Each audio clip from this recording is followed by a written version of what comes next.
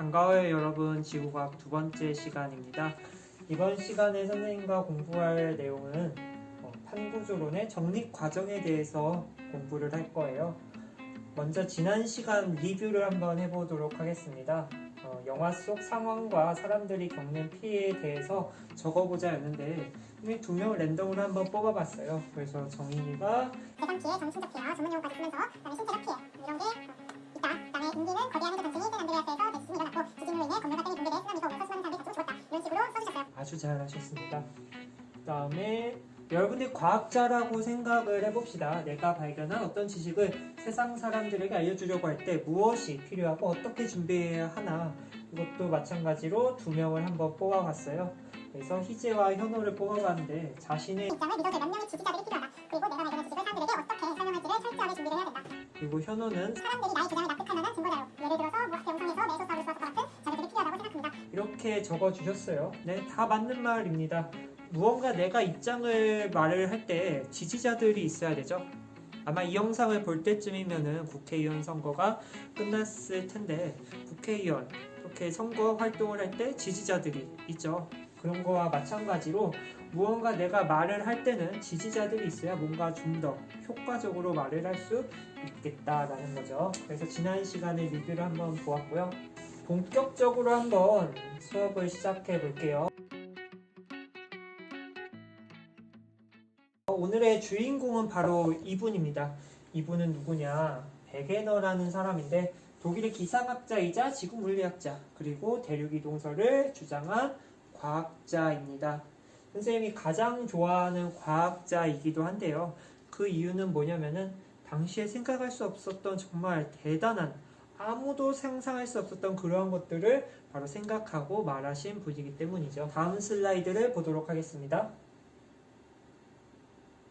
선생님이 한번 힘을 줘서 만들어 봤습니다. 지구가 이렇게 움직이고 지금 대서양을 향해 달려가고 있는데 지금 이쪽에 보시면은 남아메리카 그리고 여기는 아프리카 대륙들이 나타나 있는 모습이 보여요. 선생님이 빨간색과 노란색으로 이렇게 해안선들을 한번 색칠을 해봤습니다. 베게너가 어떤 생각을 하면서 대륙이동설을 말을 했냐면요. 이 빨간색과 노란색 지금 이 두 대륙이 떨어져 있는데 머리를 굴려보니까 설마 이걸 이렇게 연결을 해보면은 맞아 떨어지지 않을까? 여기서 착안을 한 거죠. 여기서 딱 소리가 나야 되는데 소리가 안 나네.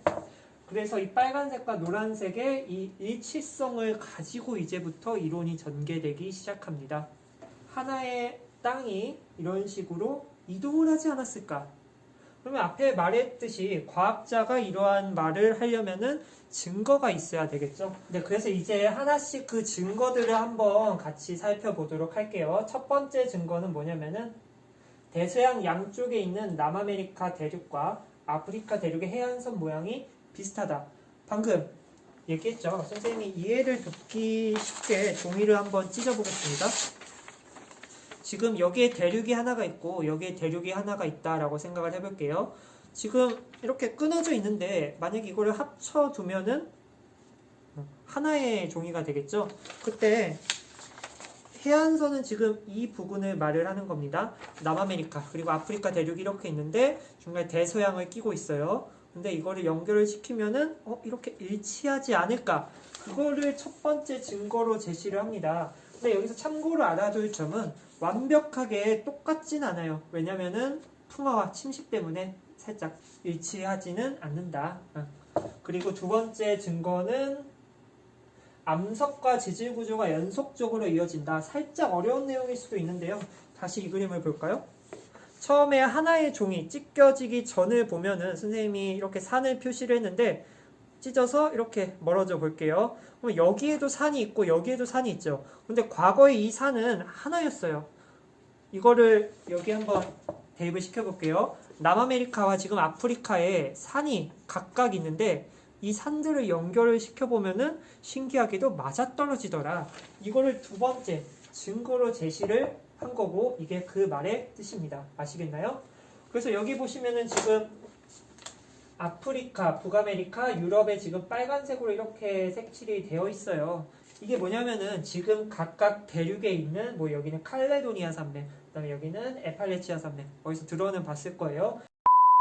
잠깐 읽고 가보도록 합시다.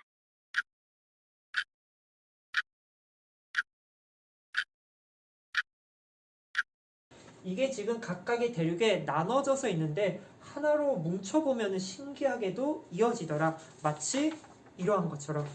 그래서 암석과 지질 구조가 연속적으로 이어진다. 이거를 증거로 제시를 했고요. 다음 증거는 멀리 떨어져 있는 여러 대륙에서 같은 종의 화석이 발견된다. 이것도 또 이 그림을 한번 재활용해 볼게요. 여기에서 A라는 화석이 발견되고 여기서 지금 A라는 화석이 발견됐어요. 근데 지금 이 대륙은 멀리 떨어져 있어요. 네, 멀리 떨어져 있어요. 근데 지금 이 A라는 화석은 이미 죽어서 화석으로 남아있고 여기선 지금 살 수 없는 그런 환경이에요. A라는 게. 근데 여긴 또 A라는 게 살만한 환경이에요. 근데도 A라는 화석이 발견됐다라는 거는 과거에 뭔가 같은 환경을 공유하고 있었다라는 거 아닐까요? 그거에서 약간 착안을 한 것 같아요, 베게너가. 그래서 과거에 하나의 대륙에서 A라는 게 잘 살다가 이렇게 떨어지면서 멸종도 하고 지금 각각 대륙에 흩어져 있다. 그래서 이 그림을 보시면은 그 흩어져 있던 대륙들을 하나로 모았을 때 화석의 분포가 이런 식으로 나타나더라 라는 거예요. 아시겠나요? 살짝 TMI지만 베게너가 이거를 말할 때 육교설이라는 게 있었어요. 육교설. 무슨 느낌이냐면은 대륙이 이렇게 옛날에도 떨어져 있었고 이 사이에 다리 같은 게 있어서 뭐 동물들이 이렇게 움직였을 것이다. 뭐 그런 육교설이 있어요. 근데 식물이 다리가 달려서 가진 않잖아요. 아무튼 이런 육교설도 이때 있었다. 참고로만 하셨으면 좋겠습니다. 아무튼 대륙 이동의 증거 하나 또 나왔습니다. 마지막으로 증거가 또 하나 있는데요. 이거는 뭐냐면은 여러 대륙에 남아있는 빙하의 흔적과 이동 방향이라고 나와 있어요. 과거에 이렇게 하나의 대륙이 있었다면은 특히 남극 춥잖아요. 근데 빙하들이 있는데 과거에 이러한 영역에 빙하가 있었어요. 근데 현재는 지금 다 흩어져 있죠. 아메리카, 아프리카, 인도, 오스트레일리아. 현재 그 대륙들에 있는 빙하 흔적을 보니까 과거에 만약에 이렇게 하나의 대륙이었다면은 뭔가 이야기가 수월하게 진행될 수 있다라는 거예요. 그래서 여러 대륙에 남아있는 빙하의 흔적과 이동 방향을 가지고 알 수 있다라는 거. 이 부분을 디테일하게 말을 해볼게요. 어떤 땅에 빙하가 이렇게 있습니다. 빙하가. 참고로 또 나도 한번 그려볼게요. 근데 갑자기 너무 추워져서 빙하가 성장을 해버렸어요. 성장. 그때 원래 이 위치에 있던 애가 이만큼 성장을 해버렸으니까 빙하가 이동하면서 땅바닥도 긁힐 거고 이거는 그것을 의미하는 겁니다. 빙하의 흔적과 이동 방향. 선생님이 이 부분을 조금 더 자세하게 설명을 해보도록 하겠습니다. 왼쪽 사진에서 빨간색 동그라미를 친 부분은 지금 빙하의 흔적들이 남아있는 곳인데요. 적도를 한번 생각을 해보면은 여기 이렇게 선을 그려볼게요. 적도 근처에 이러한 빙하의 흔적들이 남아있습니다. 우리는 적도가 뜨겁다라는 사실을 다 알고 있는데 지금 빙하의 흔적들이 적도 근처에 있어요. 이 말은 무엇이냐? 과거에 이 빙하의 흔적들이 남아있는 현재 위치가 지금 위치가 아니다라는 것을 알 수 있는 거죠. 그래서 오른쪽 그림을 보시면 과거의 남극점이라고 나와 있어요. 과거에 남극 주변에 대륙들이 한자리에 모여 있다가 시간이 흐름에 따라서 이렇게 이동했다라는 것을 알려주는 거죠. 그래서 왼쪽 사진에 흰 색깔로 색칠된 영역들이 과거에 한자리에 모여 있고 그리고 위치가 현재 위치가 아니라는 점도 우리가 생각을 해볼 수 있겠습니다. 그래서 베게너라는 사람이 이러한 증거들을 가지고 대륙은 움직인다. 근데 당시 사람들이 그럼 왜 대륙은 움직여? 원동력이 뭐야? 뭐 이러한 증거들 오케이 대륙이 이렇게 움직였어. 뭐 해안선도 일치하고 화석도 분포하고 빙하 흔적. 그래서 움직였는데 왜 움직였냐? 움직이게 하는 그 원인이 뭐냐? 그런 식으로 질문을 던졌다라는 거예요. 그때 베게너가 한 말이 무엇일까요? 글쎄요. 모른다라는 겁니다. 그래서 베게너는 이런 획기적인 증거가 있음에도 불구하고 원동력을 설명하지 못했던 한계가 있다라는 겁니다. 그리고 또 이 시기에 등장한 학자가 한 명 더 있는데요. 홈스라는 사람입니다. 홈스. 영국의 지질학자로서 멘틀 대류로 대륙이 이동할 수도 있다 방금 땅이 움직인다라는 걸 설명 못했는데 멘틀 대류로 이동할 수도 있다라는 가능성을 제시를 했다네요. 이 홈스라는 사람이. 이 영상을 한번 보시면은 땅이 이렇게 있고 땅 아래에서 뭔가 뭉게뭉게 구름이 솟아오르면서 양쪽으로 퍼지고 있습니다. 아마 1학년 때도 선생님 반이었던 학생들은 아마 봤을 텐데 이러한 땅, 우리 유식하게 판이라고 해도 되겠죠? 1학년 때 배웠으니까 판들이 이렇게 움직인다. 땅이 움직이는데 왜 움직이냐면은 멘틀에서 움직이게 하는 대류 현상이 일어나기 때문이다. 그러면 여기서 대류가 뭐예요? 라고 질문을 할 수도 있을 것 같아요. 초, 중, 고 맨날 듣는 내용이지만 아직도 모르겠죠? 찬 공기, 따뜻한 공기 두 개의 층구가 만나게 돼요. 그러면은 우리 이 정도는 상식이죠? 찬 공기는 따뜻한 공기보다 무거워요. 그러면 찬 공기는 아래로 내려가려고 하고 따뜻한 공기는 위로 올라가려고 하겠죠. 그래서 이처럼 뭔가 움직이는 거, 온도 차이 때문에 움직이는 현상을 대류 현상이다 라고 말을 합니다. 그래서 홈스라는 사람은 멘틀 내에서 온도 차이로 대류가 발생한다. 이렇게 주장을 하게 되고요. 마찬가지로 사람들이 결정적인 증거를 달라라고 말을 했어요. 오케이, 멘틀이 대류하는 것도 알겠다. 그럼 결정적인 증거를 내놔라. 하지만 홈스는 어떻게 말을 했을까요? 점점점. 그렇죠. 대답을 못했다. 한계가 있다라는 거죠. 그래서 멘틀 대류설도 괜찮은 설명이었지만 이러한 한계까지 설명은 하지 못했다라는 거. 다음으로 넘어가면은 또 새로운 과학자들이 등장을 합니다. 바로 헤스와 디츠라는 사람인데 미국의 지질학자들로 해저 확장설을 제시하였다. 또 새로운 용어가 나왔습니다. 여기 보시면은 해저 확장설이라고 나와 있어요. 우리 론으로 끝나는 게 있고 설로 끝나는 게 있거든요. 설은 뭐냐면은 아직 그렇더라. 모든 사람들이 인정을 하진 않은 그러한 설명들, 그런 거를 설이라고 하고, 여기 이제 증거와 뭐 많은 지지자들 의견들, 전문적인 의견들이 합해지면 이제 론으로 합쳐지는 거죠. 아무튼 이 두 사람은 해저 확장설을 발표를 하게 됐는데, 이 그림을 보시면은 지금 멘틀에서 대류 현상이 일어나는 게 보일 거예요.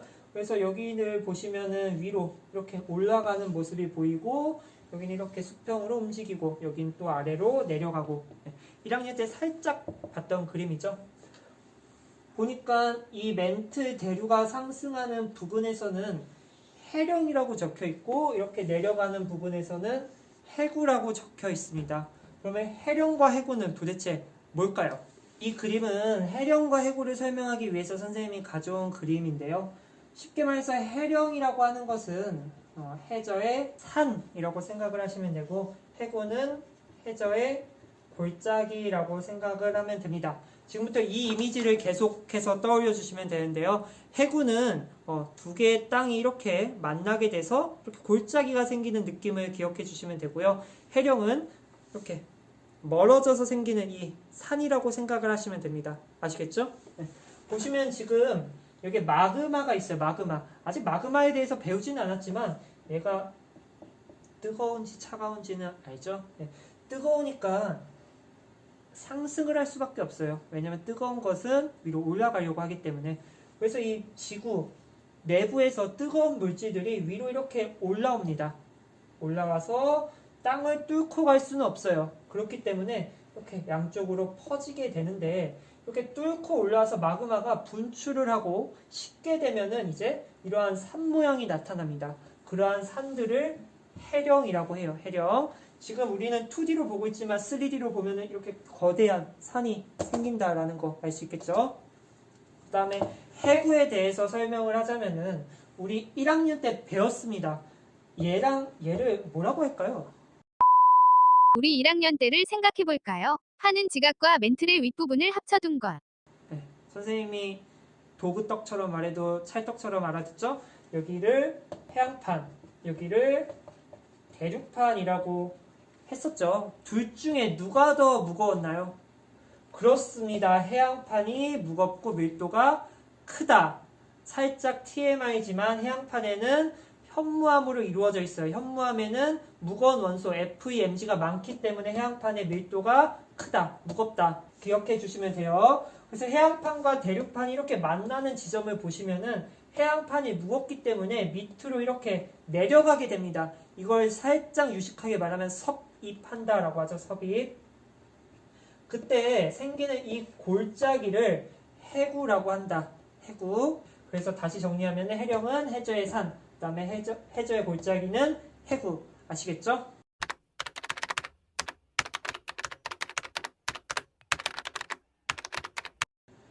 헤스와 디츠는 이런 해령과 해구를 가지고 해저가 확장한다라는 것을 무언가 설명하고 싶었나 봐요.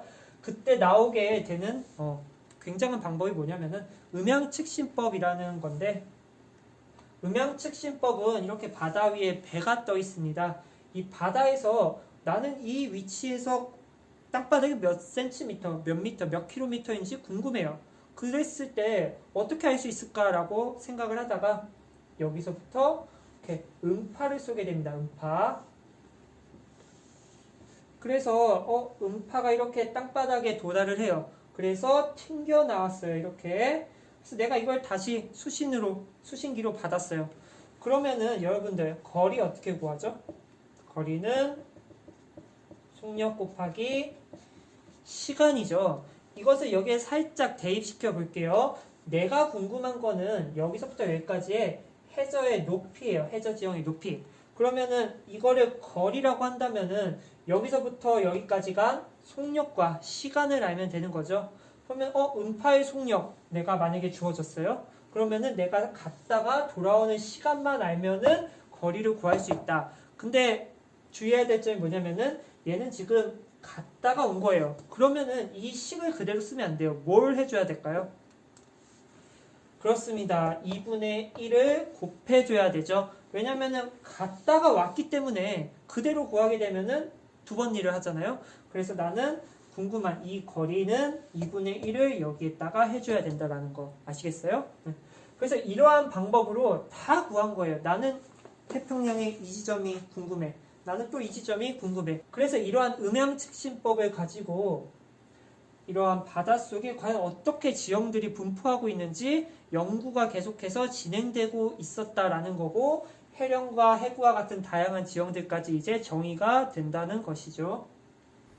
왼쪽 사진은 1960년대에 만들어진 해저 지형도이고요. 오른쪽 사진은 2009년도 인공위성의 자료입니다. 수심 측정 자료를 종합하여 만들어진 해저 지형도입니다. 여러 장비를 통해 음양측신법 그리고 다양한 방법들을 동원하여 해저 지형들이 우리가 생각했던 것보다 훨씬 복잡하구나 라는 것을 알게 되었습니다. 특히 대서양 중앙에 남북을 가로지르며 해저 산맥이 형성되어 있고, 즉 대서양에 해령이 존재하고 있다는 것을 알고 있고, 남극 주변을 돌아 인도 양태평양에 이르기까지 길게 연결되어 있는 지형 또한 있다라는 것을 알게 되었죠. 그래서 마찬가지로 해저 확장설도 정확한 뭔가 이론이 되려면은 증거가 있어야 됩니다. 증거. 그래서 첫 번째로 제시한 증거가 해령으로부터 멀어질수록 암석의 연령이 증가한다. 지금 이 그림을 보시면은 교과서에 있는 그림인데, 여기가 바로 해령의 위치예요. 그러면 아까 해령 어떤 느낌 생각해야 된다 했죠? 그렇죠. 밑으로부터 올라와서 퍼지는 느낌, 퍼져서 만들어지는 산의 느낌. 여기에 그 산이 있어요. 그러면은 무언가 밑에서 이렇게 뜨거운 물질들이 올라와서 퍼진다라는 거죠. 그래서 숫자를 보니까 단위가 100만 년이라고 하고 30, 60, 90, 120, 150 이렇게 나와 있어요. 그 말은 이쪽에 해령으로부터 멀어질수록 나이가 많다라는 거죠. 뭐 간단하게 생각을 해도 처음 만들어진 무언가가 있다면은 움직이기 때문에 이쪽으로 갈수록 나이가 많아지겠죠.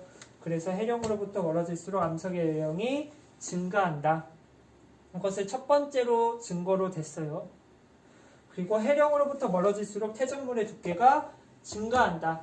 당연히 처음 만들어진 것보다 나중에 만들어지는 것은 나이가 많기 때문에 이 거리를 움직이는 동안 쌓여서 퇴적물의 두께가 증가했겠죠. 그래서 이것도 증거로 됐다. 다음에 우리 2학년에서 처음으로 나오는 개념인데요. 한번 볼게요. 해저 산맥의 고지자기를 측정한 결과 축의 경계로 대칭적인 자기장의 역전 현상이 띠 모양으로 배열이 됐다. 어려운 말이 많이 나오고 있어요. 고지자기. 그 다음에 역전 현상. 해저 산맥의 고지자기를 측정한 결과, 여기서 고지자기는 뭐냐면은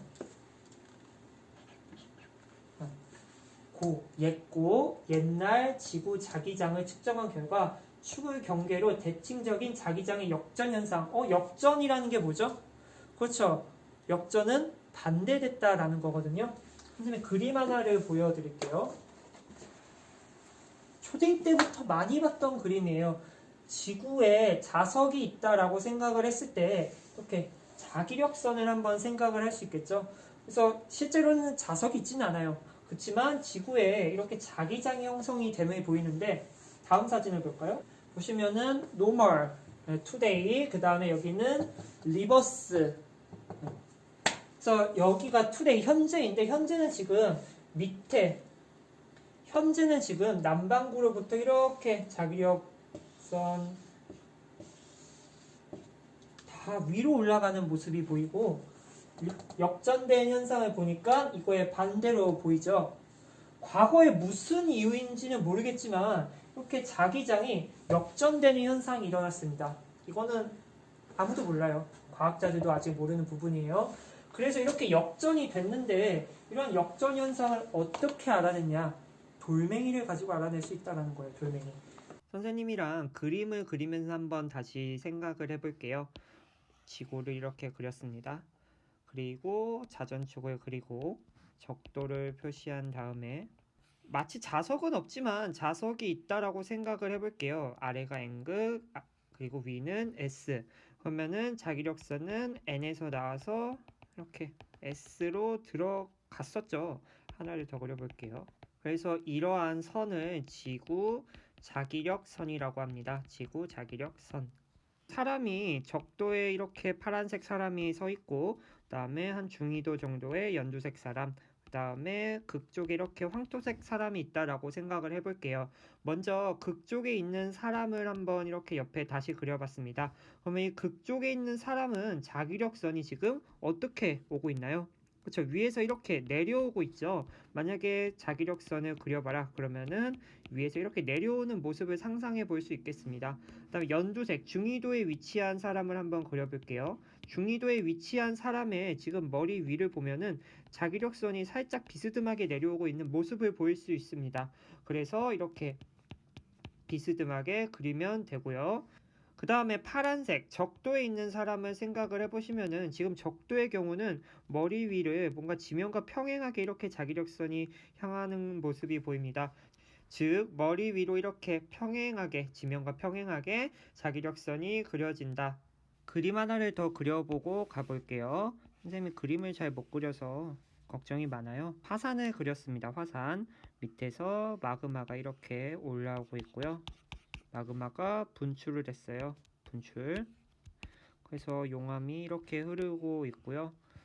여기에 식어버린 용암 파란색으로 이렇게 표시를 해봤습니다. 그래서 마그마가 분출을 하고 용암이 되어서 흘러내립니다. 그래서 언젠가 식게 되면은 돌이 됩니다.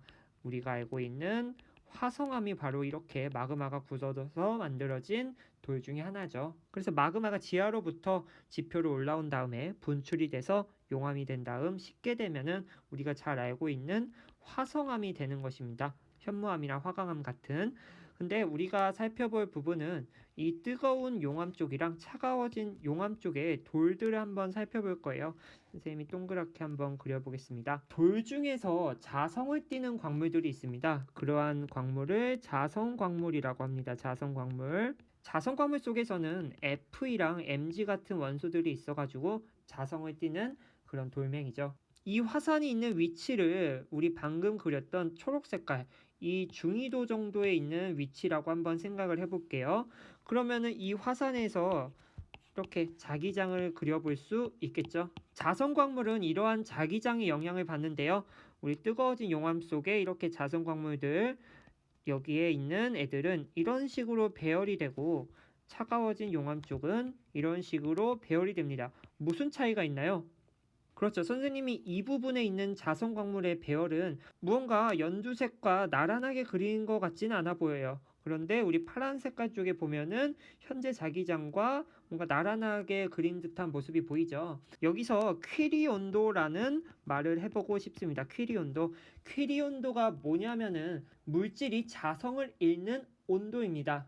보통 실험을 통해 얻어진 자철석, 적철석 같은 자성 광물의 퀴리 온도는 각 575도, 675도입니다. 그래서 그림에서 파란색으로 색칠해진 이 부분에서의 암석들은 실제로 엄청 뜨거울 수가 있겠죠. 차갑더라도. 그래서 아무튼 간에 이 빨간색 부분은 지구 자기장과 살짝 나란한 모습이 보이지 않고 차가운 쪽에서 나란한 모습을 보이는데 바로 이렇게 나란해진 이 모습들의 흔적 바로 고지자기라는 것이죠. 그래서 고지자기를 쉽게 말하면은 그 당시 자기장의 방향이 돌 속에 남아있는 흔적들이다 라고 생각을 하시면 쉽겠습니다. 이 부분은 다음 시간에 조금 더 디테일하게 알아보도록 하고 오늘은 간단하게만 아셔도 충분합니다. 다시 이 사진을 볼까요 한번? 이 사진을 보시면 여기에 마그마가 있습니다. 마그마로 분출된 뜨거운 물질들이 식어서 이렇게 돌멩이, 암석들이 됩니다. 암석. Fe랑 Mg 같은 원소들을 가진 돌들이 자기장의 영향으로 인해서 살짝 배열이 나타난다라는 거예요. 만약에 이 당시에 이 돌이 있는 지역에 자기장이 이런 식의 방향을 띈다. 그러면은 이 F랑 Mg들이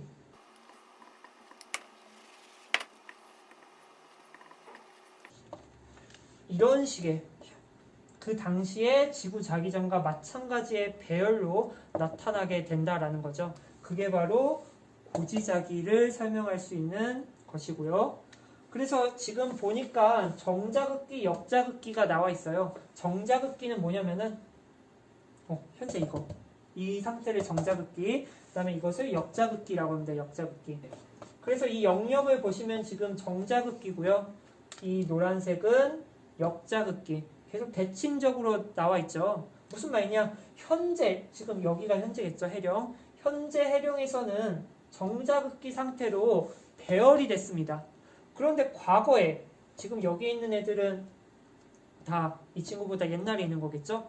과거에 무슨 일인지는 모르겠지만 자기장의 방향이 이런 식으로 됐다라는 거예요. 그러면은 여기에 있는 돌멩이들은 이런 식으로 배열이 됐다라는 거고 그거를 이렇게 색깔별로 나타냈으며 대칭적인 모습을 보이더라. 그래서 이러한 고지자기의 측정 결과를 해저확장의 증거로 나타냈습니다. 다음 증거를 한번 볼게요. 다음 증거는 뭐냐면은 지진이 대륙 쪽으로 갈수록 깊은 곳에서 발생한다. 무슨 말이냐? 여기에 해구가 있어요. 해구가 뭐였죠? 그렇죠. 골짜기죠. 골짜기. 해령으로부터 이렇게 와가지고 여기에 골짜기가 형성된 거예요. 지진이 대륙 쪽으로 갈수록 깊은 곳에서 발생한다. 지금 해구 이 부분에서 해안판이 대륙판 밑으로 이렇게 내려가고 있어요. 왜 내려가요? 그렇죠. 해안판이 대륙판보다 무겁기 때문에 그때 이 점점점점이 지금 지진의 발생 위치인데 대륙판 쪽으로 갈수록 깊어지고 있어요.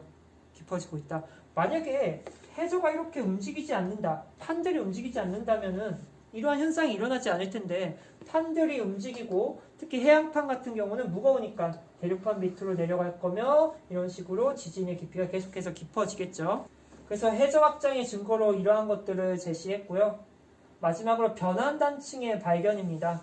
변환단층이라는 용어도 1학년 때 배웠는데요. 여기에 그림을 보시면은 선생님이 검은색으로 색칠한 이 부분 뭘까요? 그렇죠. 해령을 선생님이 표현을 해봤어요. 해령. 해령하면 생각해야 되는 이미지가 뭐죠? 그렇죠. 밑에서 올라와서 이렇게 퍼지는 거. 그래서 밑에서 이렇게 올라와서 퍼지고 있습니다. 여기도 이렇게 퍼지고 있어요. 여기도 이렇게 퍼지고 있고 여기도 이렇게 퍼지고 있다. 이곳을 보시면은 이 파란색으로 색칠한 위쪽은 오른쪽으로 가고 있으나 아래쪽은 왼쪽으로 가고 있습니다. 얘를 기준으로 위아래의 땅들이 살짝 어긋나게 이렇게 가고 있죠.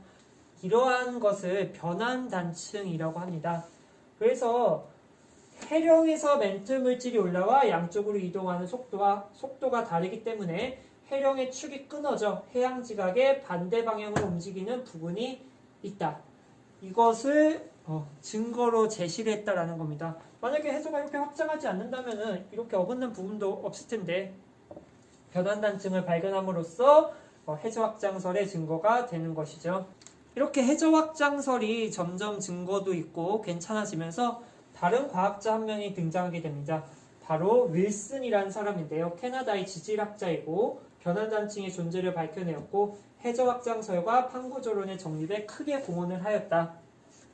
이 사람이 해령과 변환단층의 경계로 구분되는 땅덩어리를 판이라고 하겠다라고 말을 했어요. 무슨 말이냐?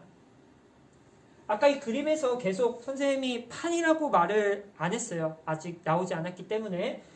해령이랑 변환단층도 있는데 뭔가 이러한 것들에 대해서 구체적인 명칭을 세워주고 싶었나 봐요. 그래서 앞으로 이걸 그냥 땅이라고 하지 말고 판, 플레이트라고 정의를 내려보자. 윌슨이라는 사람이 저러한 것들을 판이라고 이제 정의를 내렸습니다. 그래서 윌슨은 용어의 정립을 하면서 조금 더 판 구조론에 가까워지도록 만들었던 것이죠.